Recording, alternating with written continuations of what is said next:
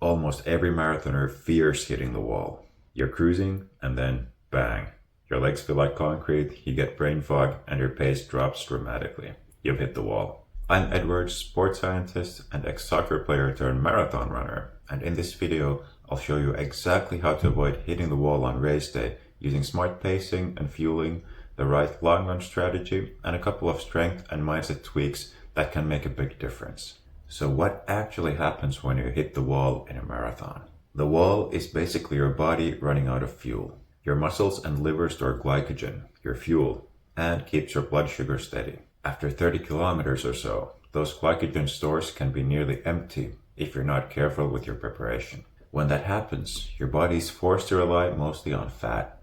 And while fat is a great fuel for easy running, it just can't power running at your desired marathon pace. It's not just your legs either. Low blood sugar means your brain doesn't get enough fuel, so you feel foggy, unmotivated, and clumsy, which is central fatigue kicking in. Add in muscle damage from thousands of strides, and you got the perfect recipe for the dreaded wall. Heavy legs, a slowing stride, and the finish line feeling impossibly far away. Studies show that about 20 to 30% of marathon runners hit the wall during their race. But the good news are that with the right pacing, fueling, and training, you don't have to be one of them. One of the fastest ways to hit the wall is starting your marathon too fast.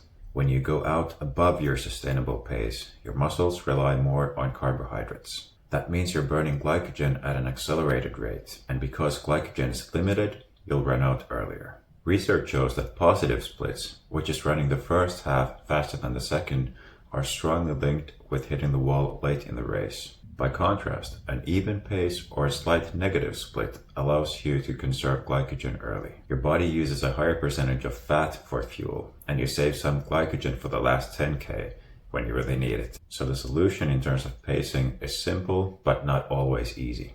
Run the first half slower than you feel like you should. Those first few kilometers with fresh legs and adrenaline should feel almost too easy. That discipline is what sets you up to finish strong, instead of crawling to the finish line. The second big cause of hitting the wall is simply running out of fuel. Your muscles only store enough glycogen for about 90 to 120 minutes of running at marathon effort. After that, if you don't replenish, you run out of energy. So how do you prevent that? 2 steps: carb loading before the race and fueling during the race. In the last 36 to 48 hours before the race, aim for about 10 to 12 grams of carbs per kilo of body weight per day.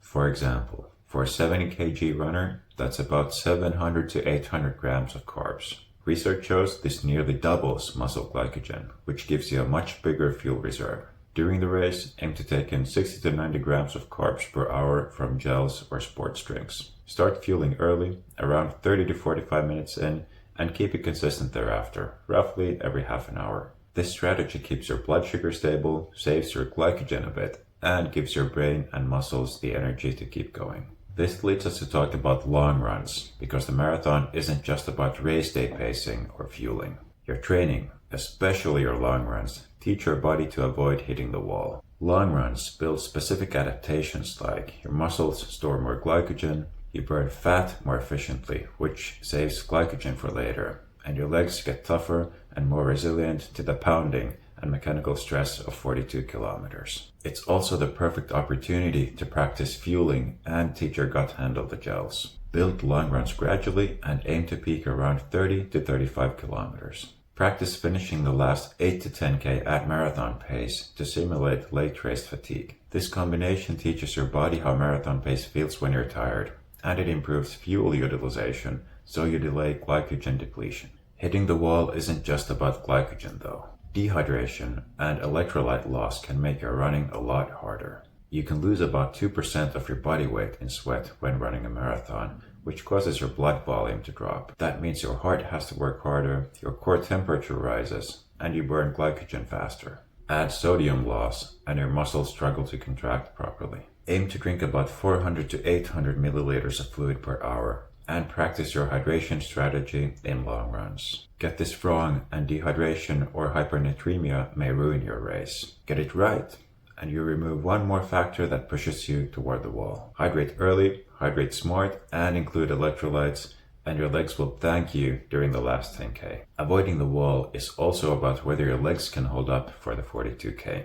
Neuromuscular fatigue and muscle damage are huge contributors. Every stride involves a small eccentric contraction. After 25,000 plus steps, micro tears start appearing if your muscles aren't strong enough. Your stride breaks down, running economy drops, and the wall hits harder. Include 1 to 2 strength sessions per week to strengthen your legs. Prioritize sleep and deload weeks for full recovery. Strength training builds durability, and recovery allows adaptations to actually happen. Skip these and you're more likely to be walking the last 10K. Stronger muscles equals better economy, less fatigue, and more resilience. Late in the race, when you get closer to the wall, it's not just a physiological battle, but also mental. When blood sugar drops and fatigue signals are sent to your brain, your perception of effort skyrockets. That central fatigue kicking in, your brain can actually down-regulate muscle recruitment as a protective mechanism. That's why the wall feels like your body screaming, I just can't. Try breaking the race into segments in your head and just focus on the next kilometer. Use positive self-talk to stay in control.